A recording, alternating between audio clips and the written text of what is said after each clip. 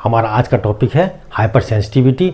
आज हम लोग जानेंगे हाइपर सेंसिटिविटी क्या है और हाइपर सेंसिटिविटी कितने प्रकार की होती है। आइए सबसे पहले जानते हैं हाइपर सेंसिटिविटी क्या है।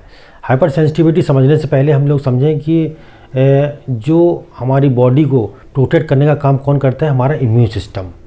इम्यून सिस्टम हमारी बॉडी को प्रोटेक्ट करता है। प्रोटेक्ट कब करता है? जब जैसे ही हमारी बॉडी में जितने भी ये फॉरेन बॉडीज़ या फॉरेन पार्टिकल्स हमारी बॉडी में जब एंटर करते हैं, फॉरेन पार्टिकल्स अगर देखें तो बेसिकली अगर इसमें एग्जांपल रूप में ले सकते हैं माइक्रो ऑर्गेनिजम्स, हमारे बैक्टीरिया हैं, वायरस हैं, पैरासाइट्स हैं, फंगस हैं, जब हमारी बॉडी में एंटर करते हैं तो हमारा इम्यून सिस्टम जो है इनसे हमको प्रोटेक्ट करता है और इनसे होने वाली हानियों से हमको बचाता है। और ये फॉरेन बॉडीज़ ये फॉरेन पार्टिकल्स, इनको हम लोग किस नाम से जानते हैं? हमारे एंटीजन्स के नाम से जाना जाता है इनको।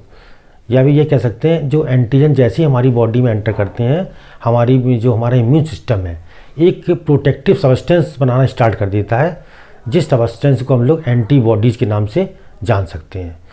और बेसिकली अगर देखें तो जो हमारा ये एंटीजन्स होते हैं हमारे इम्यून सिस्टम को स्टिमुलेट करने का काम कहते हैं। और अब बात करते हैं हमारे इसके डेफिनीशन की। When foreign body attack on our body then our immune system is over reactive. This condition is called hypersensitivity. इसका मतलब ये है कि जब हमारी बॉडी में कोई भी फॉरेन बॉडी या फॉरेन पार्टिकल्स या माइक्रो ऑर्गेनिज्म हमारी बॉडी में एंटर करता है, उसी वक्त क्या होता है, हमारा इम्यून सिस्टम जो है कभी कभी किसी कंडीशन में ओवर रिएक्टिव हो जाता है, मतलब कुछ काम करना ज़्यादा स्टार्ट कर देता है। वो कंडीशन कहलाती है हमारी हाइपर सेंसिटिविटी। या इसको दूसरे डेफिनेशन समझ सकते हैं हम लोग इसको, जैसे production of strong immune response against antigen. जब एंटीजन के खिलाफ हमारी बॉडी में स्ट्रॉन्ग इम्यून रिस्पॉन्स का निर्माण हो जाता है, वो कंडीशन क्या कहलाती है? हमारी हाइपर सेंसिटिविटी। हाइपर सेंसिटिविटी अगर देखें तो हमारे इम्यून सिस्टम का एबनॉर्मल इम्यून रिस्पॉन्स है। अगर देखें तो हाइपर सेंसिटिविटी दो वर्ड से मिलकर बनी हुई है, hyper plus sensitivity. Hyper means होता है एक्सेस और सेंसिटिविटी का मीन्स है ससेप्टिबिलिटी या ससेप्टिबल, या फिर कह सकते हैं जब बहुत ज़्यादा संवेदनशीलता हो हमारी। जब हाइपर सेंसिटिविटी क्या होता है, हमारी बॉडी की जो एबनॉर्मल सिम्टम्स हैं उनको शो करती है। जैसे आप देखें तो स्नीजिंग, छींके आना है, ईचिंग, खुजली होना, या आप कह सकते हैं रेस्टलेसनेस, बेचैनी होना, और ये आपका डिजीनेस, चक्कर आना, डिस्कम्फर्ट है मतलब प्रॉब्लम हो जाना, और ये अनडिजायरेबल प्रॉब्लम्स मतलब जो हमारी इच्छा के विरुद्ध जो समस्या आ जाती हैं वो कहलाती है अनडिजायरेबल प्रॉब्लम्स। और कभी कभी ये रिएक्शंस मतलब जो पेशेंट शॉक में जा सकता है, कभी कभी पेशेंट की जान भी जा सकती है इन कंडीशंस में। और अगर देखें तो ये जितने भी हमारे ये सिम्टम्स ये अपीयर होते हैं ये एबनॉर्मल, ये जनरली ये देखें तो ये जब हमारे इम्यून सिस्टम का जो एबनॉर्मल रिस्पॉन्स होता है उस कारण से ये अपीयर होते हैं। और ये जो एंटीजन्स होते हैं हाइपर सेंसिटिविटी केस में इनको एलर्जेंस के नाम से भी जाना जाता है। और अब बात करते हैं हम लोग फैक्टर्स अफेक्टिंग हाइपर सेंसिटिविटी। ऐसे कौन से फैक्टर्स हैं जो हाइपर सेंसिटिविटी को प्रभावित करते हैं? देखिए इसमें कुछ निम्न फैक्टर हैं। जैसे पहला हमारा टाइप्स ऑफ एलर्जेंस। अब एलर्जेंस आप कितने टाइप के हैं, मतलब एंटीजन्स भी कई टाइप के हो सकते हैं ना, उसमें बैक्टीरिया से है कि वायरस से है किससे है, इस तरह से मतलब ये बेस करता है आपका। दूसरा है डिफेंस ऑफ इंडिविजुअल। अब कोई व्यक्ति किस प्रकार से उसको डिफेंस कर रहा है, प्रोटेक्ट कर रहा है, ये भी बेस करता है।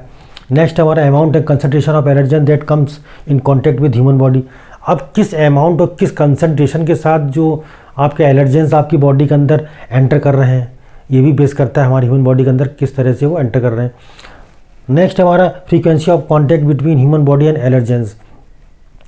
आपके ह्यूमन बॉडी और एलर्जेंस के बीच में मतलब जो कॉन्टैक्ट का जो क्या फ्रीक्वेंसी है, कितने जल्दी आ रहे हैं या कितना टाइम लग रहा है, ये भी डिपेंड करता है आपके उस पर।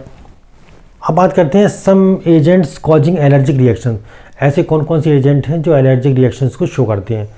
जैसे इसमें कुछ फूड सब्सटेंस हैं, जैसे मतलब जो भोज्य पदार्थ हैं, जैसे आप देखें तो दूध है, अंडे हैं, मूंगफली है, मछली है, या कुछ खट्टे फल हैं। इस तरह से बहुत सारी चीज़ें हैं जिनके लेने से व्यक्ति में एलर्जी प्रोड्यूस हो सकती है।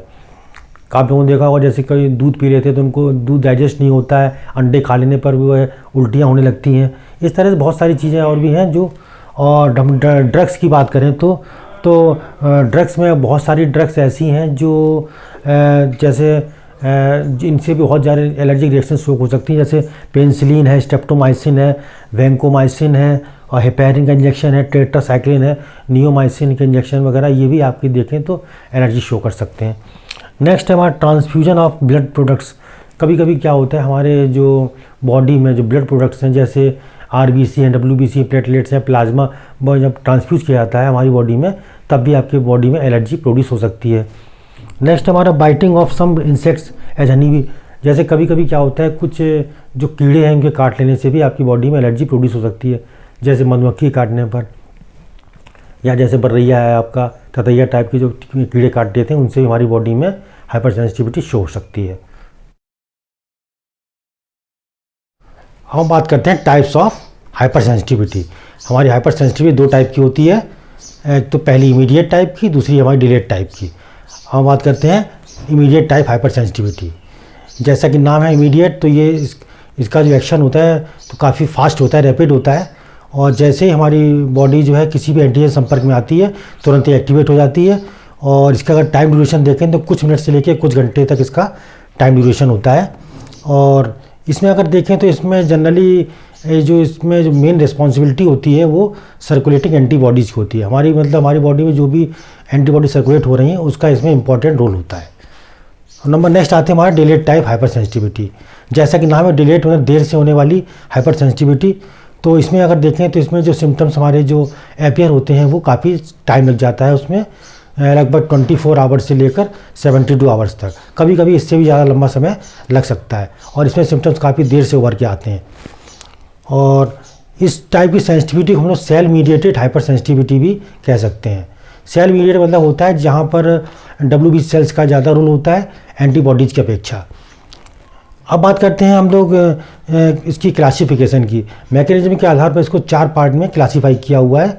Type 1 hyper sensitivity, type 2 hyper sensitivity, type 3 hyper sensitivity और type 4 hyper sensitivity.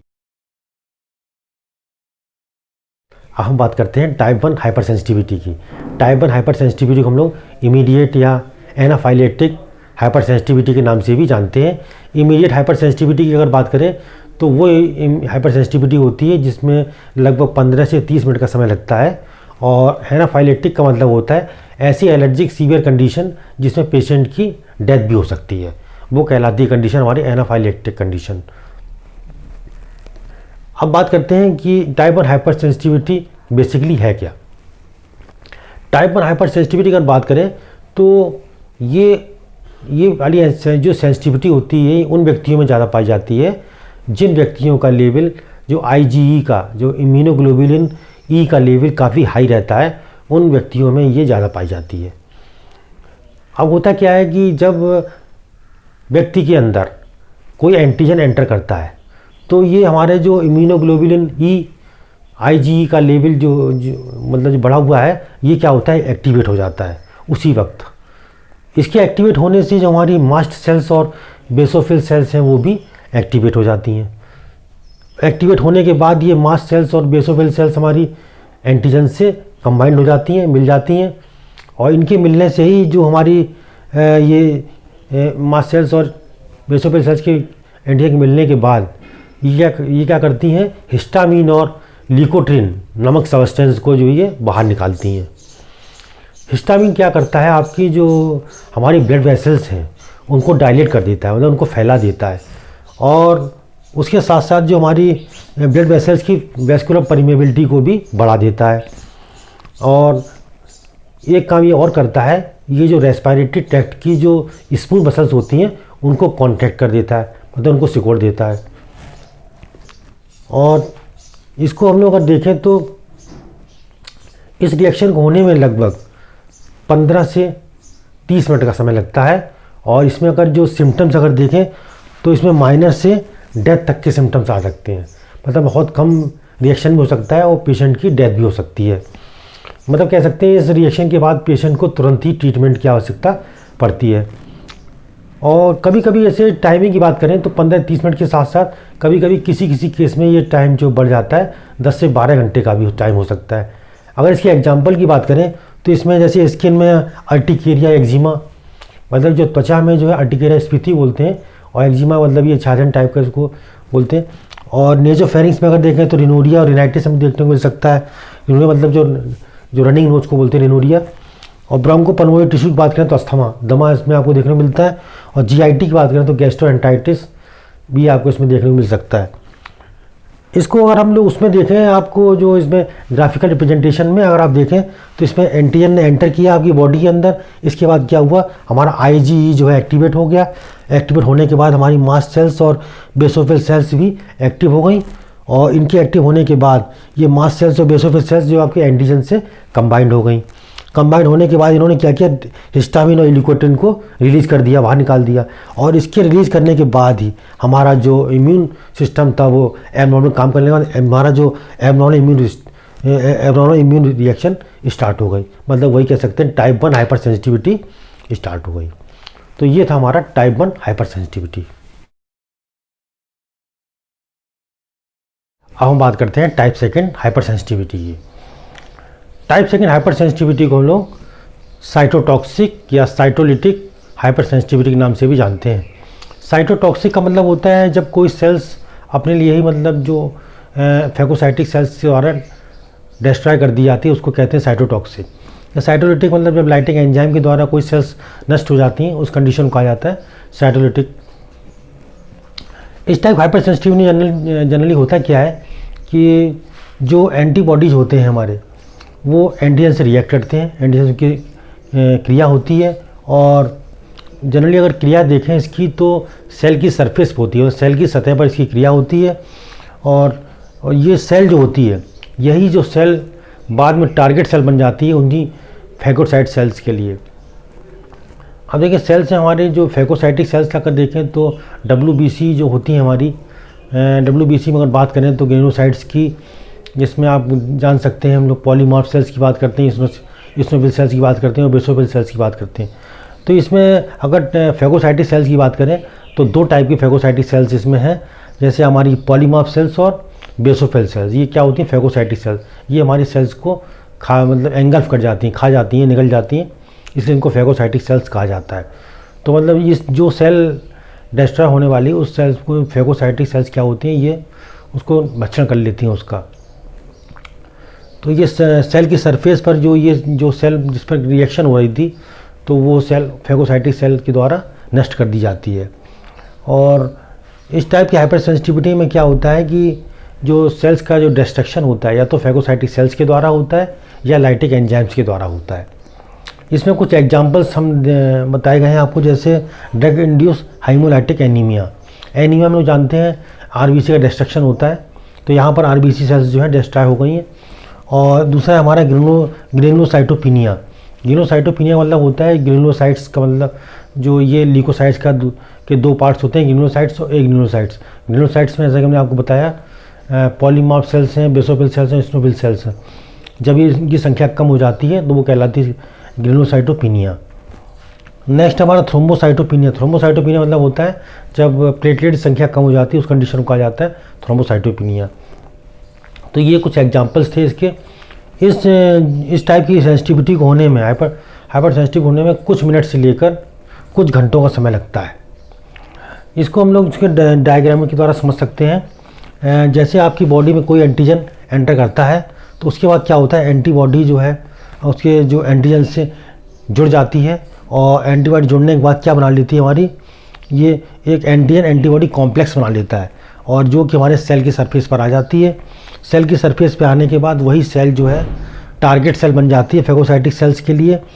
Phagocyte sales कौन सी हमारी, वही न्यूट्रोफिल सेल्स और ये बेसोफिल सेल्स हैं, कुछ मैक्रोफेजेस हैं, ये सब जो क्या उसको डिस्ट्रॉय कर देते हैं। उसके बाद सेल्स का डैमेज होना स्टार्ट हो जाता है और फिर हमारा एबनॉर्मल इम्यून रिएक्शन स्टार्ट हो जाती है। तो ये कंडीशन हमारी कहलाती है हाइपर सेंसिटिविटी टाइप 2। अब हम बात करते हैं टाइप 3 हाइपर सेंसिटिविटी की। टाइप 3 हाइपर सेंसिटिविटी को हम लोग इम्यून कॉम्प्लेक्स हाइपर सेंसिटिविटी के नाम से भी जानते हैं। इस हाइपर सेंसिटिविटी में क्या होता है कि जैसे ही हमारी बॉडी के अंदर एंटीजन एंटर करता है तो ये एंटीजन क्या होता है, एंटीबॉडी से जुड़ जाता है और एक एंटीजन एंटीबॉडी कॉम्प्लेक्स का निर्माण कर लेता है। फिर ये कॉम्प्लेक्स होता है, एंटीजन एंटीबॉडी कॉम्प्लेक्स होता है, ये फैगोसाइटिक सेल्स के द्वारा एंगल्फ कर लिया जाता है, भक्षण कर लिया जाता है इसका, मतलब फैगोसाइटिक सेल्स के द्वारा। जब क्या होता है, जब ये एक बच्चड़ जो फेगोसाइटिक सेल्स के बाहर नहीं होता है, मतलब ये बच्चड़ करने में असफल हो जाते हैं, ये फेलियर हो जाते हैं फेगोसाइटिक सेल्स, फिर क्या होता है, ये जो फेगोसाइटिक सेल जो ये हमारा ये कॉम्प्लेक्स है, एंटीजन और एंटीबॉडी कॉम्प्लेक्स है, ये हमारे ब्लड में के फ्लो में ये सर्कुलेट हो जाता है। अब ब्लड के फ्लो में सर्कुलेट होने के बाद ये एंटीबॉडी कॉम्प्लेक्स जो होता है हमारी जो बॉडी के टिश्यूज़ या सेल्स में डिपॉजिट हो जाता है वहाँ पर, जैसे आपके स्किन की सेल्स टिश्यूज़ में या किडनी में, जॉइंट्स में, इस तरह बहुत सारे ऑर्गन्स में ये डिपॉजिट हो सकता है। और जब ये डिपॉजिट होता है उसके बाद हमारा एबनॉर्मल इम्यून रिस्पॉन्स स्टार्ट हो जाता है, मतलब टाइप 3 हाइपर सेंसिटिविटी हो जाती है। अगर आप लोग इसकी एग्जांपल की बात करें इसमें, तो एग्जांपल समझ सकते हैं, जैसे स्किन में सिस्टेमिक लूपस इरिथेमेटोसस इसका एक एग्जांपल है। इसमें जनरली अगर देखें तो हमारी स्किन के अंदर रेड कलर के जो इसमें हाइपर पिगमेंटेशन आपको देखने को मिलता है। और किडनी में अगर देखें लूपस नेफ्राइटिस, और ये जॉइंट्स में रूमेटॉइड आर्थराइटिस के नाम से जानते हैं, और लंग्स में एस्परजिलोसिस बीमारी के नाम से इसको, मतलब ये सारी बीमारियां जो हाइपर सेंसिटिविटी 3rd टाइप की हैं। और इस जो अगर टाइम ड्यूरेशन की बात करें, इस रिएक्शन को होने में लगभग 3 से 10 घंटे का समय लगता है जब एंटीजन का एक्सपोजर हो जाता है उसके बाद। तो ये थी हमारी टाइप 3 हाइपर सेंसिटिविटी।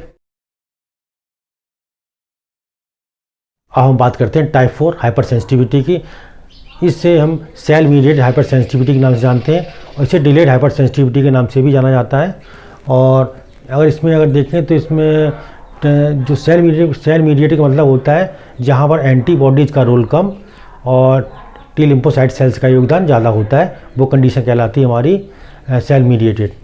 और डिलेड का हम लोग जानते हैं जहाँ पर जो टाइम ड्यूरेशन काफ़ी ज़्यादा लगता है, लगभग 24 आवर्स से लेकर 72 आवर्स तक का समय इसमें लग सकता है।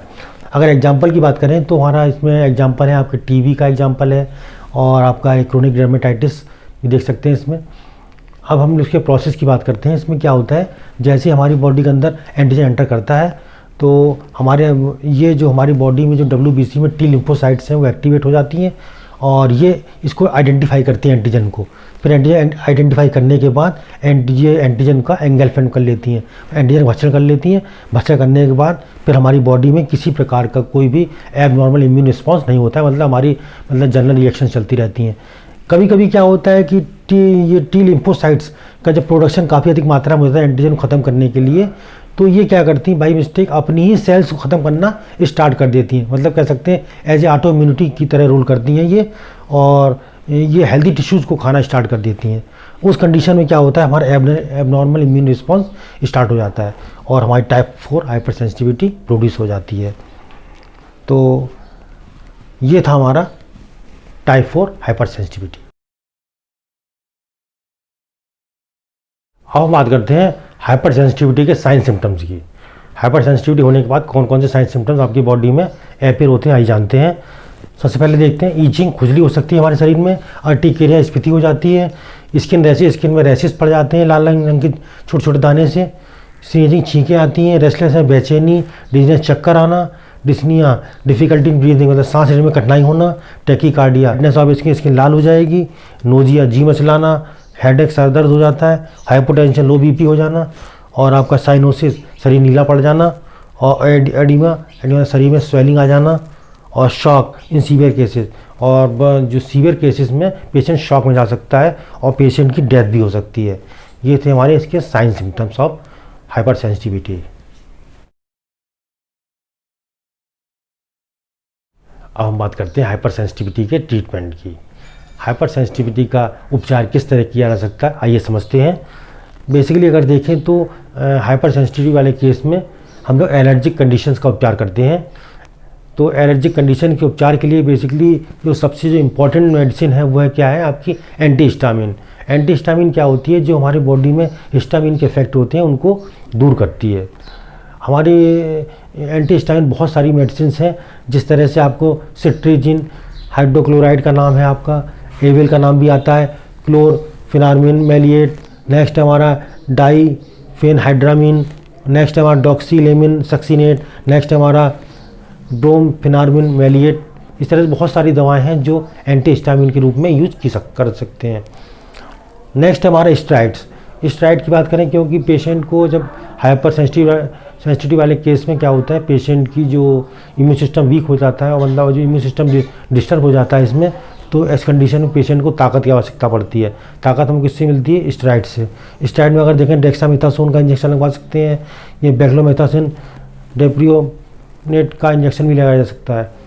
नेक्स्ट हमारा इपिनेफ्रिन एड्रेनलिन के रूप में दिया जा सकता है। उसके बाद है डिकंजेस्टेंट फॉर नेजल कंजेशन, अगर आपकी नाक बंद हो जाती है उस कंडीशन में हमको डिकंजेस्टेंट देने चाहिए। नेक्स्ट है हमारा इम्यूनोसप्रेसिव ड्रग्स। इम्यूनोसप्रेसिव ड्रग्स बहुत इंपॉर्टेंट है, क्योंकि आपका जो हाइपर सेंसिटिव वाले केस में क्या होता है, हमारा इम्यून सिस्टम ओवर रिएक्टिव हो जाता है। इस कंडीशन उसको सप्रेस करने की आवश्यकता पड़ती है।